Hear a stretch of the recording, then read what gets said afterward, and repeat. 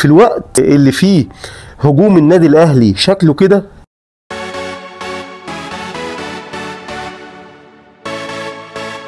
بيكون في دفاع النادي الاهلي بالمنظر ده.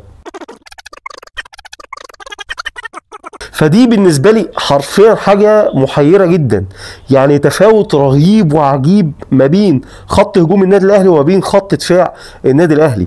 خط الهجوم عالي جدا، لعيبه على كواليتي عالية، قرارات محترمة جدا، قرارات غير متوقعة، مهارات فردية، ذكاء من اللعيبة، لعب جماعي. بتشوف فرقة النادي الاهلي بالنسبة للأداء الدفاعي هم بجد بيفكروني بالفراخ. هم الفراخ دايما دماغها صغيرة وبتجري وبس.